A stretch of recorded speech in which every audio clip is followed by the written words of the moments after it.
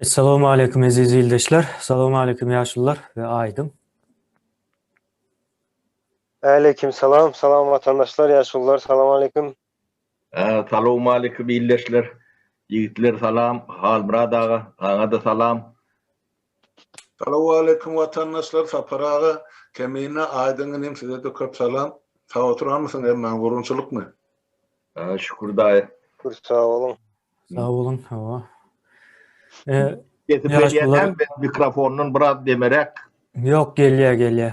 Sapara sesiniz o geliyor.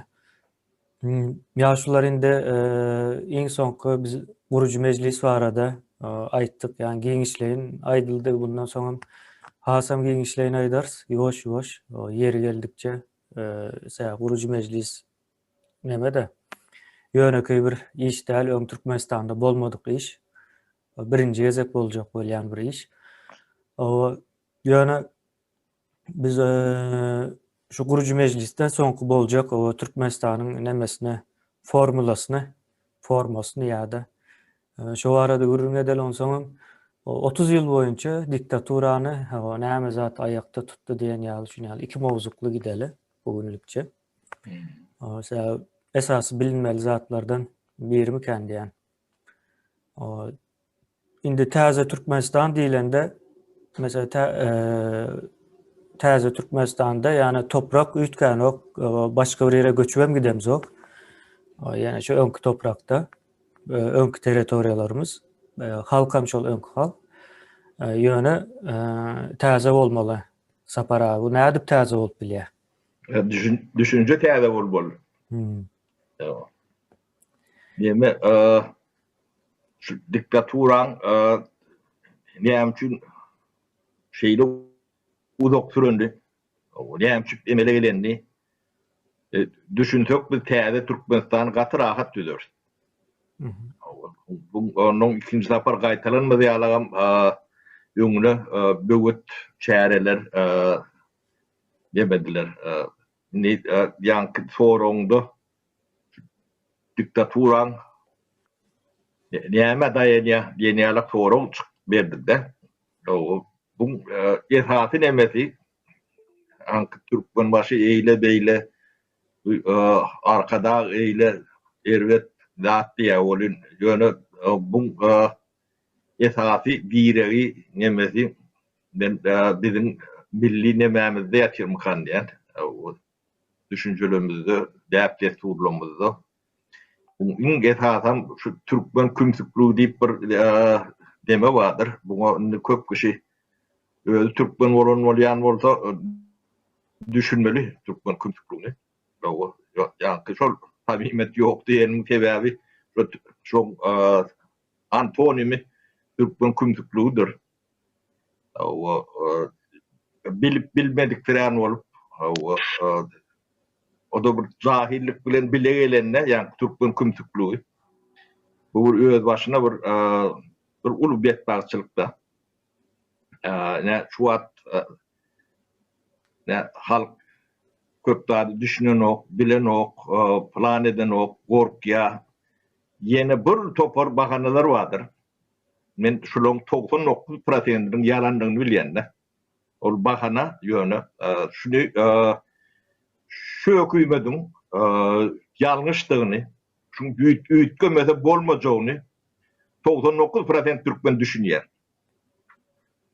Şuňa da isledik demäňe de garanti berip bolýar-da. Düşünüp düşünmedik bolýar-da. Bilip bilmedik bolýar. Men şu Türkmen kümsükliğiniň esasy sebäbi şodur. Diktaturan saklayan şular. İkinci, üçüncü, dördüncü, beşincisi gelenle de Türkmen kümsükliği ortadan kalkmasa diktaturan boljagyna 100% garanti berip bolýandyr. Şundan ne üýtgemeli zadyň esasy nemesi şodur. Bu da aňyrdan däp desturlardan gelýändir.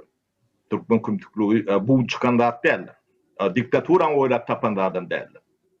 Diktaturany oylap tapandyr şu kümsüklikdir.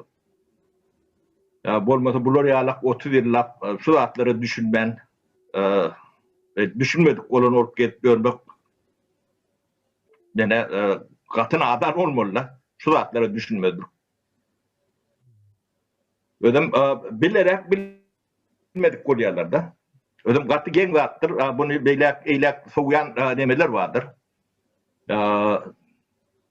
Aktif merapiriyatı diyediler de. Van dilinde.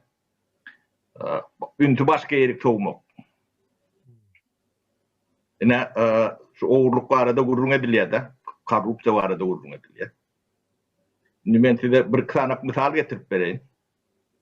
Yine Türkmenistan'ın çölünün orta arasında altın asırda köl salırlar da. Şu kölün bakasını biliyorsunuz ne yaşadığını.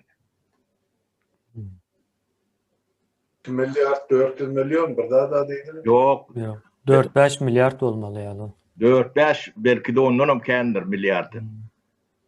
Onu demeden oklar seslendiren oklarım da. Yani Niyaz'ın dövründe sor baş desla bakatı şodur. 4 milyardı başından ben şunu biliyen. Aha. İnni şu kölün değerlerinin üstüne koştun 10 milyardan mı çıktı? İnni bir daha da gödüğünü getirin. 30 yılla plan oğurluk oldu, plan bürok korrupsiya etti, plan nem etti, plan delil getirdi, zaten münglerçe, 10 münglerçe adamın türmeye vatandırlar. Şolun hemmesinin günahını, cezasını bir teredin bir kaptalına koyun. Çok köyün bakatından bir kaptalına koyun.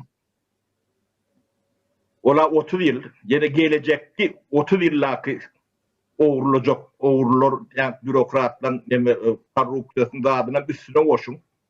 Sonra da mün etse şu köyün nemesi kendir. Çünkü gurrun ediyen Türkmen var mı? Sizden soruyanlar. Ben şu dengeçtirip görün.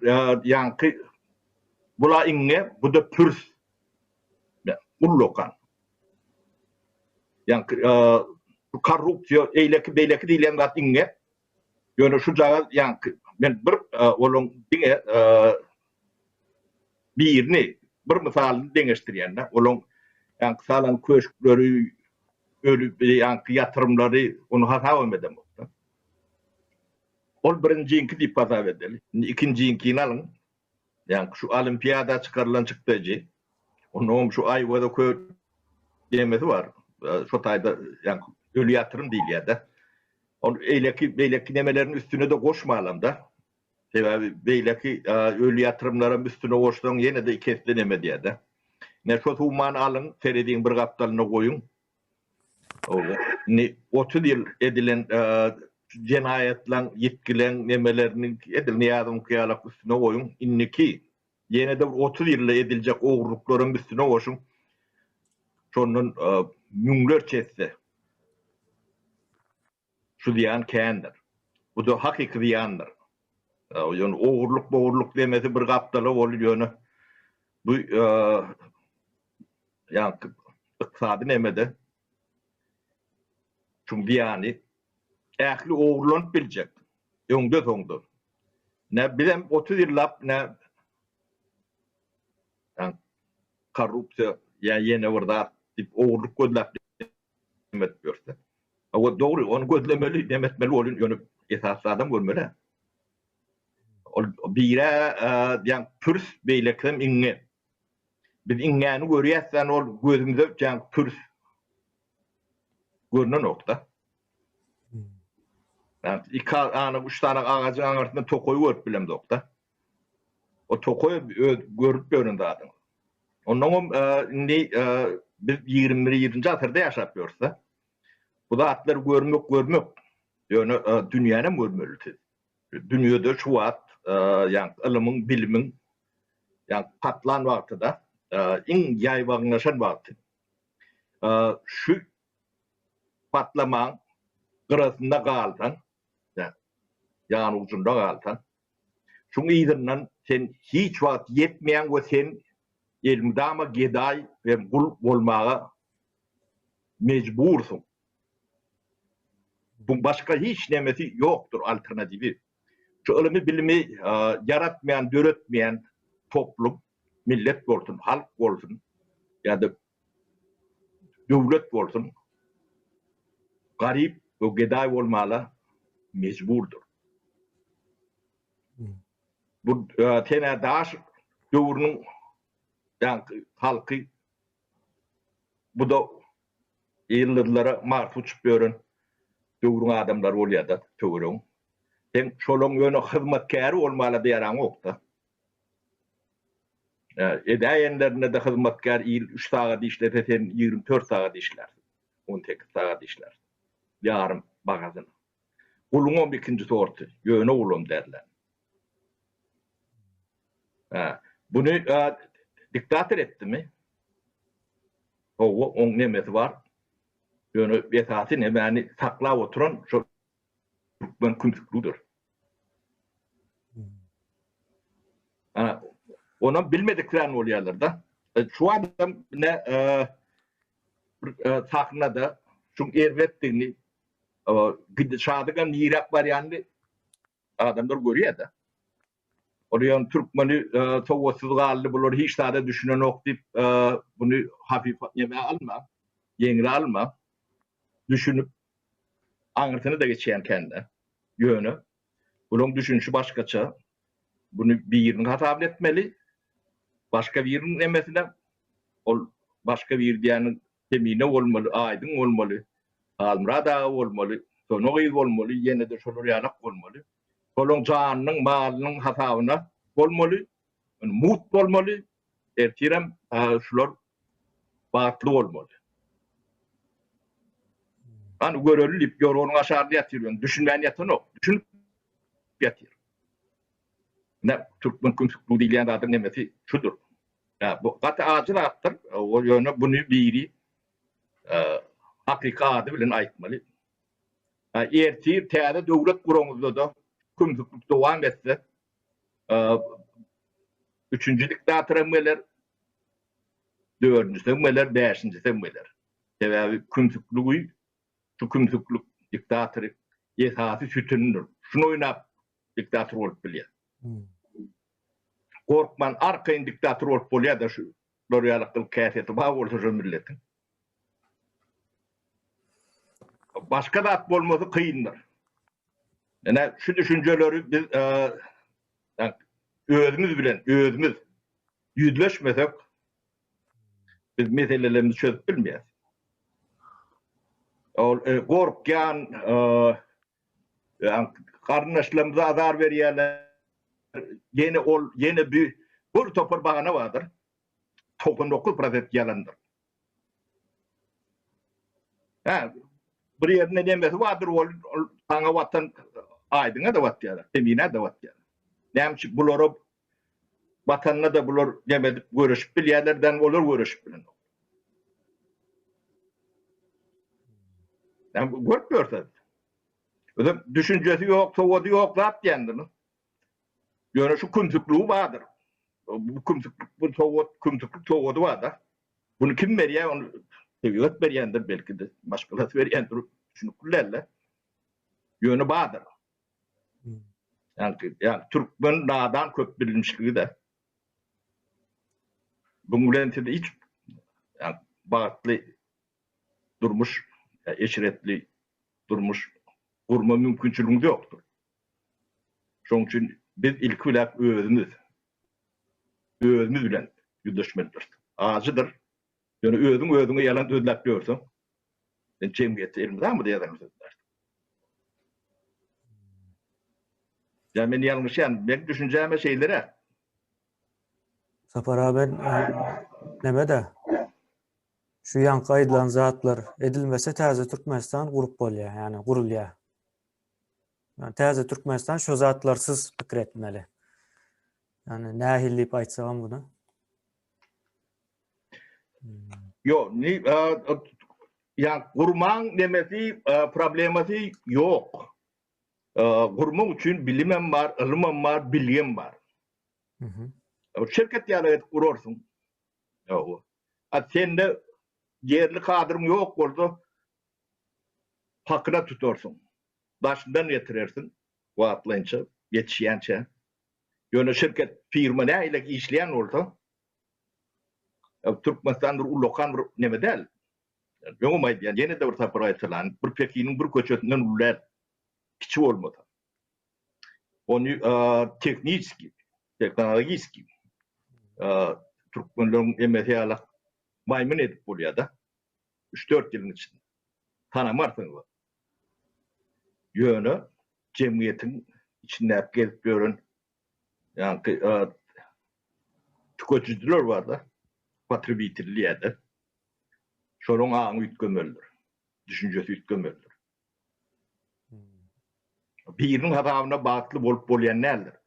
Ne Avrupa'da getiriyorsunuz. Birinin hatamına bağlı bolup bolayan. Olay işlemeli, hem oturmalı, hem ikiniz bien bağlı olmalı. O niye de var olur ya? Ya özünde de gerek orta işlemeli. Yani tiyaret yönetecek olup bu zatları böyle yankı oğudun söz bilen aydıp demedik doğru. Volun intoğu senin hakikate geliyor ya erti bu zatları durmuşa geçirmeli. Bilgisi ne edecek? Elinde hünerin yok. Okuyun yok. Hiç zaten öndürüp bilen yok. Köp zaten görün yok. Görüyorsun gelin yok. Ondan sonra çıkan nokta bu ne yapıp beyledip sorgulayan adamım yoktu. Ne bizde yani ata-babamdan gelen hünerim var. 100 yıl 150 yıl ne hüner geliyor. Yeni alak ne Avrupa devletlerindeki alak atadan oğlun altına geçip görün hünerli adam var mı Türkmenistan'da? Yoktur. Şudur yalak hünerim yoktur. Şu hünerin görünmesine altyapım yoktur. İnfrastrukturu yoktur. Ne köp hünerler dedim bize maksus biz bir anırdan gelen müngel bir neçe müngel mallarçılık bilen gelen milletin nemese nesili biz yani peynir öndürüp bilen dok 21. asırda da. Evet tüydümüz yok. Tüyt veren sığırımız yok. Yani Avrupa'da var. Bizim teritoriyalarımızda güllab ötbörün 1020'nin dövrü Avrupa diyen öten diyen yerlerimiz var. Niderlanda diye, Germanya diye, Şvedya. Şu dövrlerde şu taylarda adamlar ağacın üstünde ötbörün. Değiştiriyor da. Medeniyetim yok. Yani bunun malları 11 ton tüyt veriyor. Çünkü 2,5 ton veriyor. Peynirin ne yemediğini bilen o. O da giden bir buğdak. Münglap iş yerin. İyi mitin, ten sağlığın, ten ömrün uzunluğu.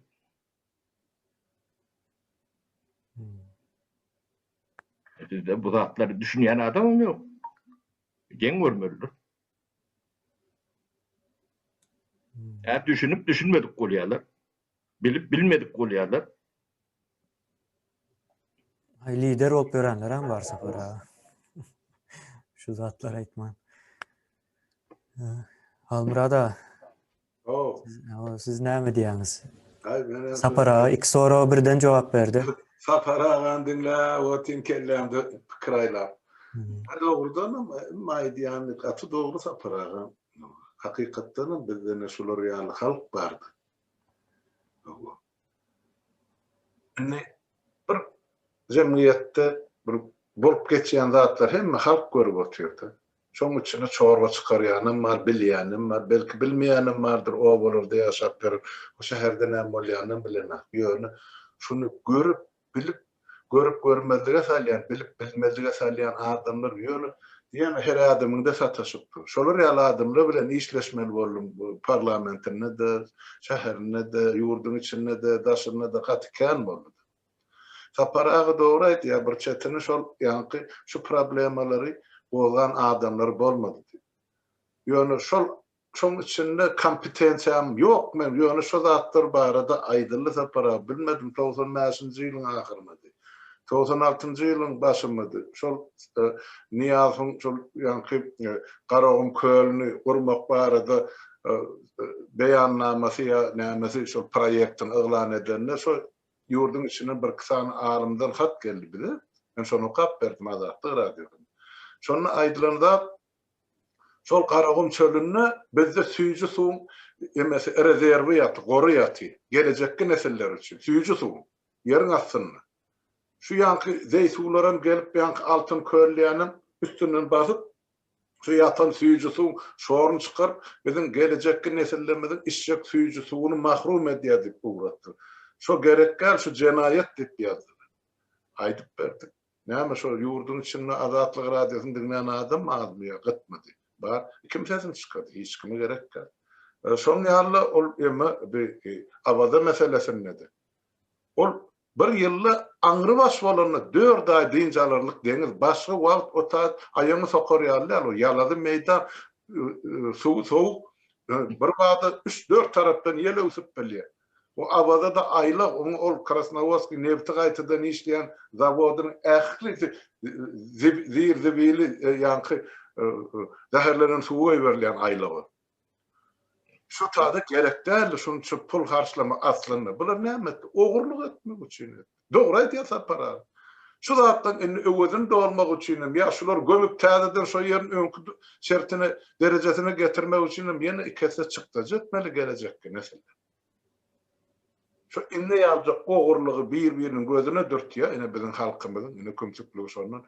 Emma or wagorlap ýa milliardlap ogurlayan pullar göresleri gelenler. Aýa çykardylar bir ýylyň dowamyny. Han kim şu zatlara öňs berýär? Gelle halkdan ene edilýän ogurlukly wagon pullary görkezdik. Hana kilelep satylyp Türkmenistanyň manady dünýä akly kunjunly. Hana muşuma başgalyrýan adam barmy? Ýok. Kazaklarda bir söz barda aýda sanda koyasan ýa-da ene biz özümiz aýdyp özümiz goýduk. Başa adam bana üns verenler. Gerek ene şo kömsüklük şondan gelip çykýar. Men şey diýip düşünýär. Onun suratlara bir park garayan adamdan sani ene şondan kenne galanam otuy gaty doglaýdy sapara. Şolon kaseredel nahil ola ituruşduran ýaly. Şular alsa bilen arkasynda durup olar alsa da sesini çykarman ýana da ýurda bararsy boldy. Öýünde bu konşu. Ondan şo pozisiýa barlygymy? Şol grazdarlyk borjunu duýşma adamda. Bar da şu da. Şu zatlar bolmanlygyny 30 ýyllap biz şu rejimiň aşagyna uklap ýatardykmy? Ýok. Bilýän adamlar şu zatlardan bas çykarýan adamlar ýa atlar ýa tutdurar ýa ýurdu taşlap gitmän mejbur etdiler. Indi olara hemmesi watan söýär, biziň hemmemiz indi watan döňügi bolýar. Peçat goýar ýer ýok ennamjany bil. Şu hökümetden näme? Han adalet. Ene şu zatlaryň üstüne adamlar oturup oýlanmak, pikirlenmek we dogry dürüst netije çykarmak gerek. Gelecekki Türkmenistany gurjak bolsa hakykatdan bir topar ozal bizi aşak basyp oturan zatlardan diýilmegimiz gerek. Birinji bilimsizlik meselelerini ortadan aýyrmak. Biljek bolsa, görjek bolsa, tanışjak bolsa, derejemizi götürjek bolsa internetde de ýazyly zatlarka bolmasa bilýän adamlar diňläp bilmegi giňeltmeli. İkinciden aýdyp berdi hani şol kömsüklüge halkymyza bar şonu aýyrmasak ben nädip guraly? Gaty çum ýanky ýüzlöý neme de däl olur. Gaty aňyrdan gelýär. Galmurat. Ýanky bu nüňler şems alym getirip bolýar da. Tabii. Ondan infonu biz ýanky ösüşüň infrastrukturasyny ýa altyapysyny nemetmeli, etmeli. O da şu yer su reformasy. Oň näme üçin gerekligini aýdyp berende. Ine Lewapda şalekdik diýip ben 4-5 ýerde nemelerden eşitdim de. Ondan döwlet ektirmedi, soň nämetli elimizden aldy, 3-4 ýyl ekip berdi. Indi seret berdi näýlekleme bolýar. Yere hökümetiň geri. Infonu sen potrot diýen neme diýen sen ýeriň däl. Kollektorlar göm şalekden totaýdy näme bol? Şu say şoğru batarır. Bolcaklar şodur. Şagal ulen bolýar. O kollektörlere bir işlemeyen orada. Bir yıl hatırla alarsın, 2 yıl, ikinci yıl mal bilirsin, üçüncü yıl biraz adıra alarsın, onu alarsın. Dördüncü yıl dünyanın şoğru var. Ne şol atların bolondur, ne soğrak göreyim. Boldy. Oğulların hemmesini şor bastı. He. Olmasa o tayda dün gelap ekideklik görülürdü. Vatanı var şoğru. Ne altyapısı bolmasa, motivasiya bolmasa, halkın ne demeti, yani çok kümsüklüğü, bana bolsa bolýar diýär. Doğru. Ertir, onun bu näme boljagyny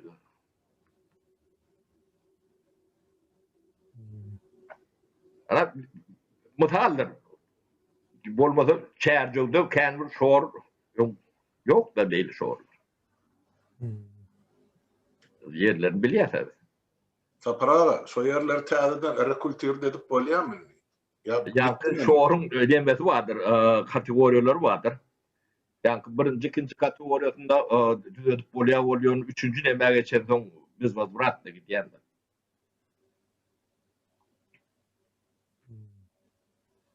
Ana demesi şodur.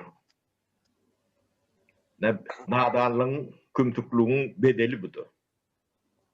Hem de diktatörden görüp demet görmen adam yani siz şeyle bolan soň o şeyle bolup bilýär de. O sizem islenligi neme uğupturup bilýärler de. Yine Halmuradyň üstüne topluň diýsen Halmuradyň üstüne toplar ýala gedip bilýärler de. Onu Halmuradyň näýle adam döwlen işiňiz ýokdur, tüýtmediler. Tanan oktur belki. Tanamamız olmaz, ben näni diýip gömdiler diye. Şiir arşağı. Ana bulon ne öňüm bir aýtdym ödýän. Bulon Hamir Mayata yalan müşterilerim, klientleri nadanlıktır. Ne diktaturan nemesi. Tidem keyfine nadan olup bilýäňiz. Hüwetli, nemeli, yani kılık kıyafetler bile gelýär dağırda. Ne halk ne öýüdi bilen yüzleşmese, yani şu zatlar üçün yüzleşmerler. Öýüdüň bilen. Tarihiňem bir garawoýat beýlekiňem, diktatorňam öýüdüň bilen. Öýüdüňe yalan sözleýän bolsaň, sen ol töwerüňden bir zada garaşmaň dogry bolmaz. Adamlar öýüdlerini alýarlar. Öýüdüm akyllymy kan diýip alýarlar da. Yani dünýädäki şu ilmli, bilimli, sowatly nemeli adamlar beýnisini teňkiçe işlemeýändir öýdýän. 3 klas, 5 klas, ýarym bilimli nemäň. Ya da yalan üniversitede mutoron adamlardan. Ne bu nadanlığın şu aňyr başı da şu zatlar. Ne şu zatlar düzelmeýän siz o taýda hakly durmuşy kim bolanda da size gurup bermedi. Aziz ýoldaşlar, yani biz şu zada aýtmansa täze Türkmenistanyň guruluşuna geçiben bilmeýäs, gurulandan soňam zaýa bolýar. Şoň üçin hökmen suratda o kümsüklüğün yerini samimiyet almalı. O maňa bolsunyň yerini vatançylyk duýgusy almalı hökmen suratda. Ve yani 100 ýyl öňe görüp hereket etmeli. O men ölüp gidenden soňam o ýaşajak adamlar bar. Menden soň dowuljaklar var diýen pikirler bilen bolmaly. Sebäbi bizden öňkiler şonuň ýaly pikir etmändirler. Biz şu ýagdaýa düşdük. Eger olar pikir eden bolsalardy, biz gowy ýaşardyk. Bizden soňkular gowy ýaşadardyk arkaýynçylyk bilen. Ýöne häzir şu wagtda şu nesliň, häzirki nesliň eline düşen bir näme. Hem pursat, hem bir kıyınrak iş, yani kıyın diýsem o bizim halkımız kıyınçılık nemesinden gorkaya gaçýaram. Sapara bir näçe ýyzyk şahyat oldum da Şonuň üçin onuň ýaly kyn däl, azyrak kyn. Säheljik bir hereket etseň bolup geçen zatdyr ýani hökman suratda buňa aktiw goşulmaly. Onsoň ýene bir zat aýdyp geçeýin. Guruju mejlis we Milli Halas Ediş Komiteti barada. Milli Halas Ediş Komitetine bütün halk goşulup bilýändir. Ýöne guruju mejlise diňe hünäri bolanlar goşulup bilýändir. Ýagny eň esasan geçen aýdyp geçdik. Sosial bilimler okanlar. Ýani bunyň içinde hukuk bolup bilýär. Ondan soň edebiýat, taryh bolup bilýär. Psihologiýadan bolup bilýär, sosiologiýadan bolup bilýär. Ve şuna menzeş bolanları ýa-da başga bir uğurlardan okanyn bolup bilýär, ýöne şu işleri etmegi gowy görýändir. Kanunçylyk, döwlet gurbak işleri diýip aýdýan umumyň. Şu işleri bilýän adamlar hökman suratda goşulmak isleýän bolsalar, goşulyp bilerler, goşulmalan. Hemmäniň elinden gelýän iş däldir. Gelýän bar bolsa hökman suratda şu işi etmeli. Yani her nämäniň özüniň elinden gelýän işi bardyr. Biri nämeden kömek edip biler. Edil hereket ediljek wagtda herekete goşanyň goşup biler ýa-da sanyň bolup bilýär. Olam nämedir? Önemlidir. Ýa-da maddi tarapdan kömek edip bilýär, ýa-da pikir berip bilýär. Şonuň ýaly nämedir? Ýani bu ähli umum bir işdir, ýani Milli Halas Ediş Komitetidir. Ýani saparaňa aýdýaly Aydın Halmurada etmeli däl bu işi diňe. Olar etse soň näme bolýar? Paylaşasy gelmän bilerler. Yani endi şu näme geljekde? Diktator döredilýän meselesine geljek bolýanda şonuň üçin aýdýan paylaşman bilerler diýip. Bir adam ýa-da bir näçe adam bütün zähmetini goýup yani bir ýurdu düzeldenini pikir edin. Ýurdu düzeldenden soň beýlekler gelýär.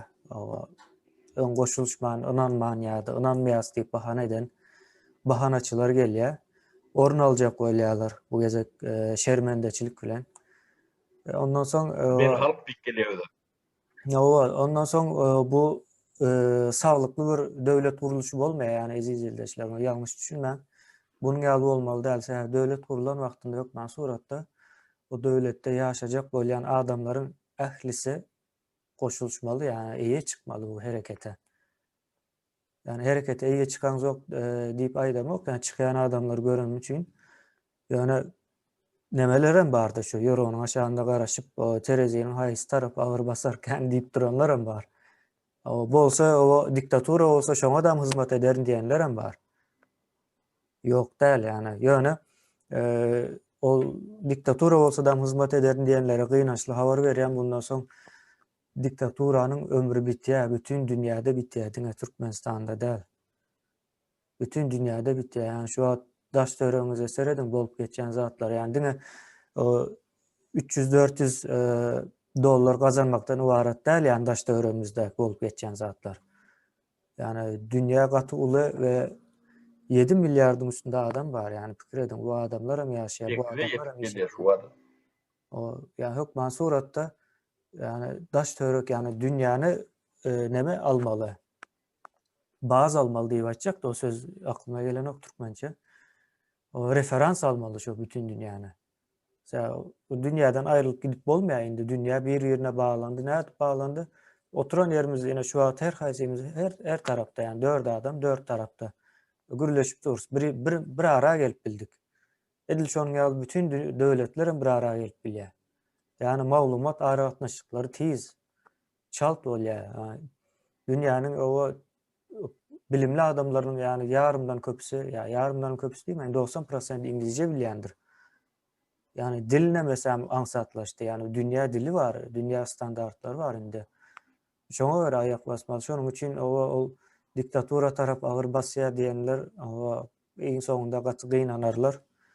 O diktatura şu wagt öz-özünden eräp bar ýa. Diňe bu döwlet gurup, döwlet nemesini düşünjesini aklyna sokup bilmegiň ýetýär ýani. Şonu edip bilseň neme de ýetişip bilsen olam bolýar ýani. Ondan hem razy bolup bilerler adamlar. Şonuň ýaly Sapara o son ýene bir zat bar. O komentariýalarda bir gezek okudum da o Sapara diktator boljak bolýa. Diktator emeňze. Siz Bu kümdük ýalňyş bolsaňyz ben mesele. diktator bolun. Gürrüm Aha. yok, başka zat bolubam bilmem. Hawa indi Siz kömeli. hawa Amrada da bolur diktator. Siz kümdük bolsaňyz. şo şonu aýtjak Yine de bolýar. şeyle bolmaly o. Şo taýa kim barsa häzirki şu ýagdaýda kim barsa diktator bolýar. O baran wadyna bolman biler. Iň azyndan Ertesi bir bu ne? ikinci ezek saylananda diktator bolýar. Ýa-ni soň üçünji ezek bolmaýar, üçünji ezek saylar mesela ömürlük bolýar ondan soň. Şonuň üçin diktator döredilýändir. Ýani men boljak diýip o 5 milyon adama garşy çykyp bilmez bir adam. Demek 5 milyon adam şu bir adama gollap bermeli şonuň diktator bolmagyna. Iň azyndan sesini çykarman. Yani mümkün değil yani logika almıyor. 5 milyon adam karşısına çıkıp ben indi sizin diktatörünüz deyip aydıp olmaz ha. Şu komentariýany ýazanlardan kimine soramaly aslında. Mysal üçin sen öz prezidentiňe garşy gidip bilýärmi diýip soraşalar ýok diýer. Diýmek kim gelende de şo da prezident bolsa hem diktator diýmek. Ha, O hem halkyň kellesine singen zat. Prezidentiňe garşy gelip bilýärmi? Ýok. Jogap ýok. Yani 95% adam şonu diýär. hava yani Diýmek günä prezidenti del. Men öňem aýtdym. Jo Berdimuhamedowda günä ýok onuň diktatorlygynda. Ol şo taýdaky sfera onu diktator edýär. Sfera da şo halk da halk düşünjesi. Yok günahı kendinin sizin bildirýän günahınız ýok onda. O günahı gatdyken. Sizin bildirýän günahınız ýok onda. hava şu sen günahkar deyip aydan nokta halk. Diktator boldy diýip şo ýok diktatorlukda günahkarlärler da näme etdi diktator? Öýüňe gelip gorkuzdymy seni? Bir kimin öýüne baryp gorkuzdy? Men diktator boljak diýip dawa etdim. Ya goşun bilen girdimi Türkmenistanyň içine? Näme için o adam ýani zor bilen diktator bolan o? Diktatora getirilýär şo Türkmenistandaky düşünje ýanky hemme zat toplanan wagty diktatorluğa getirýändir. Bu da adam var o. Berde näme aýdyk geçen başlan sapara sözüňizi böldüm. Yo men başlayan demedi. Yok. Tekrar böldüm. Indian kemine şu halas ediş komiteti var da aýtdy da vatandaşlar halas ediş komiteti bizim döreden zadymız ya da bizim nämemiz diýilen ok. Ýene olar diýe halas ediş näme. Bu Türkmen halkynyň şu günkü boynuna düşýän borjy diýip pikir edýän men. Ya guruju da hökümeti gurmak bizim boynumuza düşýän bir borçdur. Onu hemme özüni Türkmen diýen adam ya da Türkmenistanyň grażdan diýen adam şol zady yerine ýetirmeli. Biz onu diňe yerine ýetiricisi o taýda. Ol partiýa däl diýip näçe sapar düşündirip aýtdyýas, ýene de şoňa bir başga bir hili başga topar özleriniň işi ýaly düşünjeler barda. Bir azrak kelleňizi işleýän bolsa ýene biz aýtýas täze Türkmenistany gurjak. O Türkmenistanyň hem eýesi bizde tutuş halk bolup şoň eýesi bolmaly. Şoň üçin hemme halk ona gatnaşmalydyr hökmany suratda. Soňra ýene bir ýanky näme aýdyk geçeýin. Adamlar indi halk näli halklar bolup bilýär. Gynansak da şu günkü Türkmenistanda ýanky medeniýet diýen zat ýok da. Men medeniýet diýende ykdysady medeniýetden näme aýtýan şu wagt. Onun elbette başka manylary da var. Ykdysadyýetde medeniýet diýmek ertirine investisiýa edýän topluma medeniýet diýilýär da. Beýlekisine hem warwar diýilýär. Warwar bolanda türkmençe näme bolýar? Wagşy. Wagşy bolýar. Ine güllük ya da diňe şu gününi ya da diňe öz durmuşyň ine käbir adam 30-40 ýylyny pikir edip ýaşaýan bolsa şol eýen wagşy diýip hasaplanýar ekonomika nämesinde. Näme üçin wagşy diýilýär? Sebäbi ine haýwana seret garyn doýurar, ýatar ya da guşlara seret ya beýle haýwanlar hem garyn doýurýar, öý gurýar, ýani soňam çaga ýetişdirýär da. Indi Türkmenistandakylarda muny men ýörüýte sorabam gördüm de ine daşarýda çykan işleýänler. Näme üçin işlemene geldim diýen öý jaý saljak diýe çagalarma pul ýetenok çagalarma seretjek diýe. Indi ikisiniň arasyndaky tapawut ýanky haýwan bilen sen adam ýene haýwanyň hem durmuşynda şo jaý salmak, çaga ýetişdirmek. Indi sen hem şu günkü günde eger şo düşünjede bolýan bolsaň öý salmak, maşina almak, çagama seretmek. Diýmek sen ertiriňe ine 100 ýyl, 200 ýyl soňuna hiç gili investisiýa edňok. Şol investisiýany etmediň üçin hem biz entek medeniýete gelip bilemiz ok vatandaşlar. Entek medeniýet Türkmenistanda kynansak da şu günde yok. Onam hakykatdan bir boyun almaly zat diýip pikir edýän men. Sebäbi problemalary çözmek üçin birinji bilen şu problemany görüp bilmeli. Bu zatlar hakynda aýtýan ýerem ýok, aýtýan adamam ýok da nämelerde dene uniwersitetde ýanky saparaga näme diýdiňiz başda bizim halkymız jahillik, Kümsük. Cehalet içinde kümsük diye. kümsük. Ine şu Üniversite men awa. diýagnyzy şu dogry kimin ýanyna subut etmeden bolsa edip berende. Ve şu kümsüklüğü näme ýeňip bilmeýär.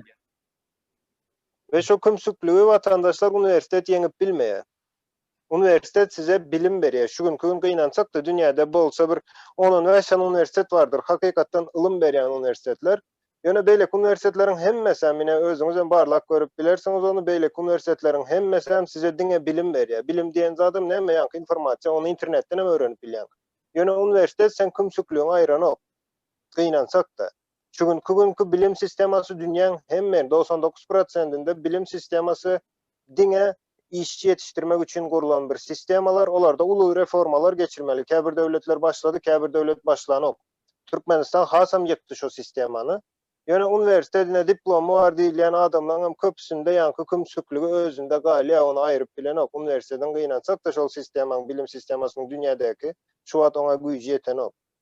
Ol ansat zat däl, ýöne diňe şonu aýryp bilýän adam ýanky ilim. Ilim berýän üniversitetler. Ilymam diňe üniversitet däl, ilim eýem şu çağa wagty 3-4 ýaşyndan başlap eýem çağa ýuwaş şu ilim guýulyp başlamaly. Başka hili şona çözmek bir hili başka yol yok mu diýip pikir edýän. Berdim men goşaýym kemine usat bersem. Buyurun. İlkinji nowatda watandaşlarymyza aýtmaly zat barda.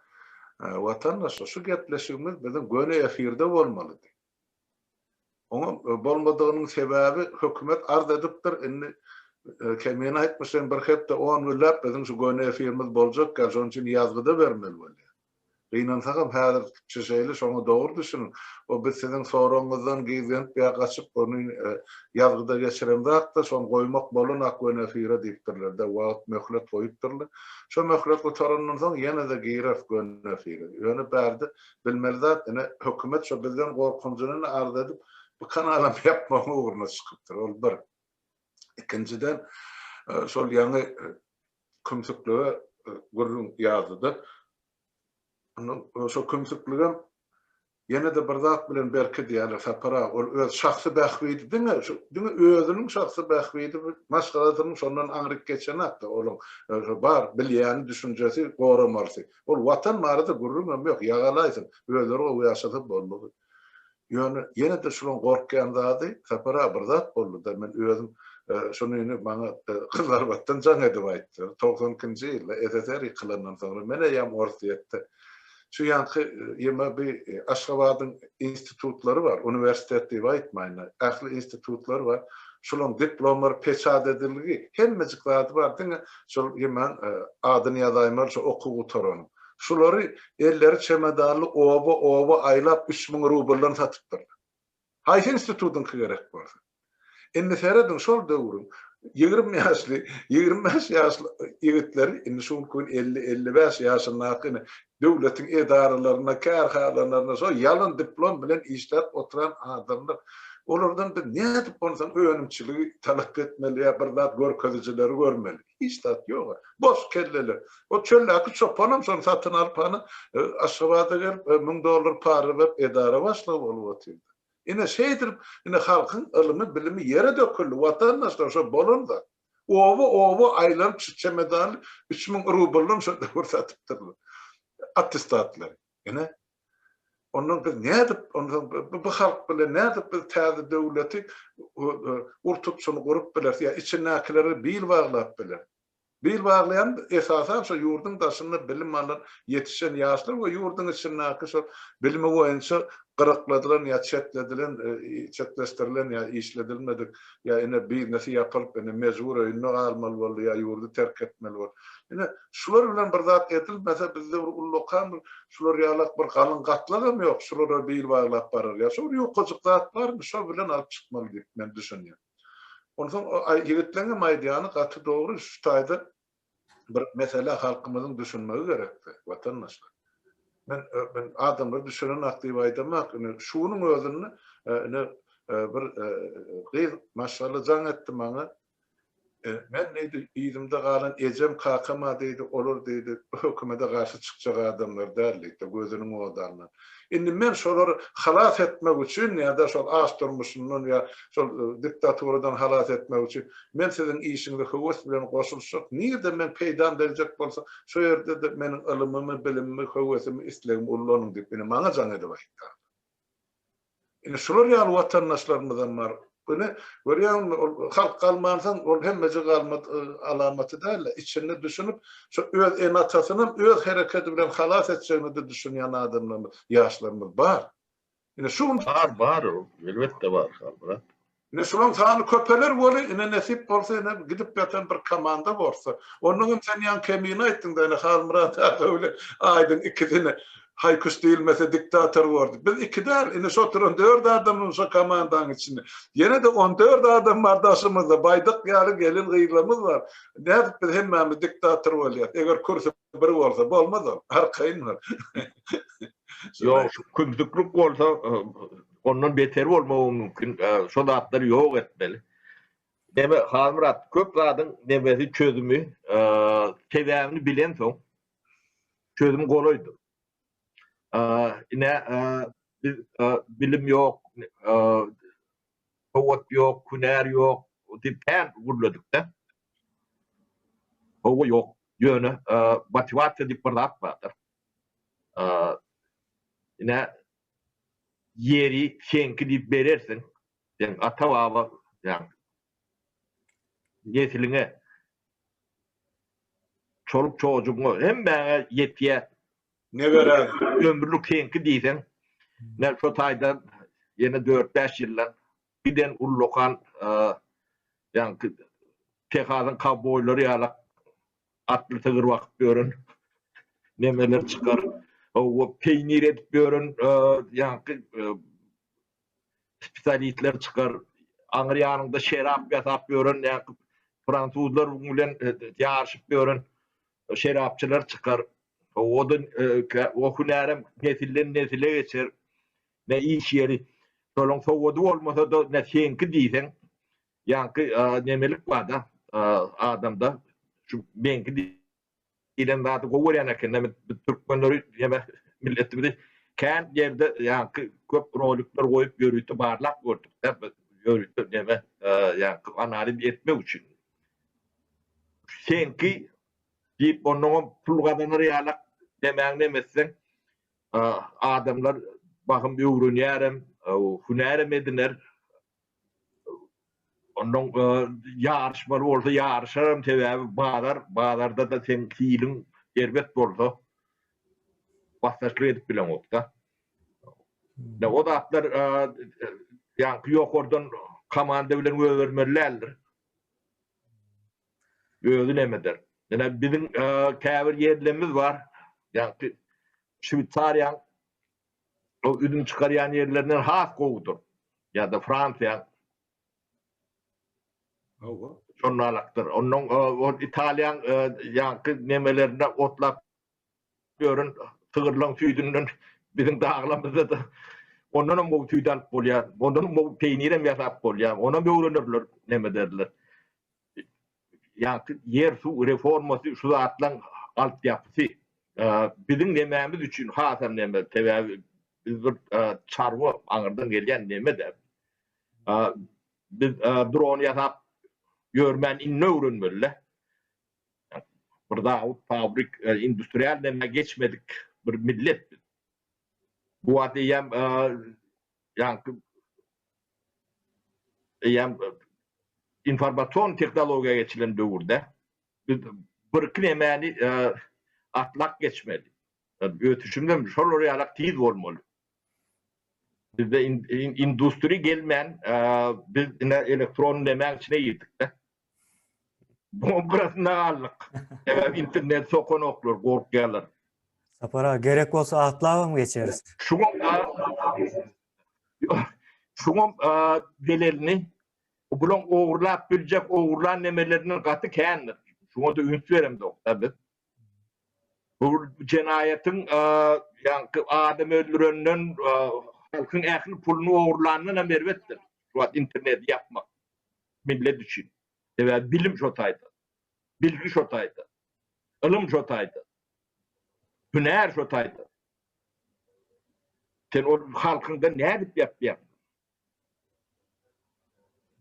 Sen ilim, bilim yaratman, böğretmen sen gidecek yerin yok bu latında. 20 asırda halen beter. Onun yedi otuyor. O gün ne diyedi? Sapar ağa. Meseleler, şu dağıtlar çözmen bir çözüp bilmeyelim. Onu düşünme de gerekli. Ay iň soňunda ýene öz buzaklaryna özleri düşdi de yani o neme däl. Ýöne gatty gowy Sapar ağa nesip bolsa ýanky aýdyşyňyz ýaly bizde de peýnirler bolar ýene de şonuň ýaly. Nesip bolsa ýani sen men neme diýän? Yaşlılar güllüye kemine göwniyeten ok bize. Yo, o ne yapçı? Yo, ben bozdum. Yo, bozdum. Neres nesip bolsa. Sapara peynir yasavati hamrat balık tutmadı. Aydın Türkmen peynir yasap bilýän eken men edip gördüm ha. Soda. O şerawam yasap bilýän eken onum gördüm de. Menem Türkmenem gidecek yerim yok. Men edip bilýän bolsam Türkmeniň bir benden ýokurdy ukuyply adamlar gaty kene. Men edip bilýän bolsam ýakyn Türkmenistan edip bilýär bunu. Nesip teze Türkmenistan'da o şol işlerin hemmesi yani kim nämen edip bilýän olsa başaryp bilýän olsa yani şonuň altyapysy da ýanky şu wagtdaky guruju meclisimiz. Men şu taýda nämäni esasy aýtmak zadymy aýdyp geçeýin. Indi biz näme üçin o birinji guruju meclisi elan etdik. Ondan soňra şu zatlar aýtdyk da bunu. Onu ýöreýt aýtdyk. Ertir berigin nesip bolsa täze Türkmenistan bolýar. Ýöne şu täze Türkmenistanydan eýe çykan halk isleýär. Yani halk özem isleýär şonu da. Ýöne geçen aýdyň aýdýaly bir çäresizlik meselesi var o taýda.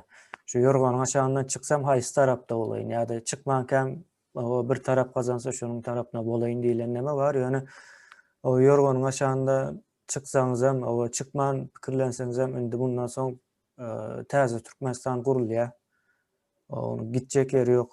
Bunyň ýani garantiýasy bar da ýani o käbir bilinýän zatlar bar, ekranda aýdylmaýan zatlar bar. Şonuň üçin täze Türkmenistana laýyk halk gerek.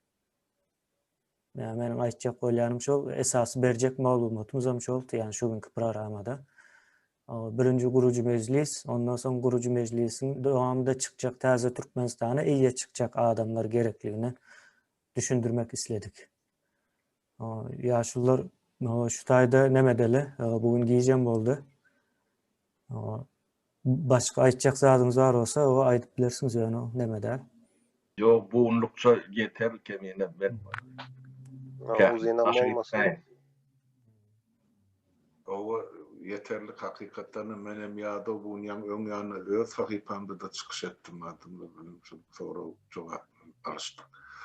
O sağ olun Taňry ýalkasyn o eden çykyşlaryňyz üçin kemine aýdym sağ olun enilerimiz o sapara saňda Taňry ýalkasyn watandaşlar geýjekden rahat sağ olun.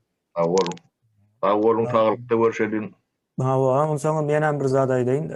Biziň aýdym bilen bir çykyşymyz boldy watandaşyň watandaşlyk jogapkärçiligi diýip onu hökümet suratda şonu görün. Olam edil şu tema men nemedir yani meňzeşdir. Täze Türkmenistana halky taýarlamak üçin eden çykyşlarymyzdan biri. O giýjäňiz rahat bolsun eziz ildeşler, ýaşullar sizin. Sağ olun vatandaşlar, ýaşullar sağ olun. Sağ olun.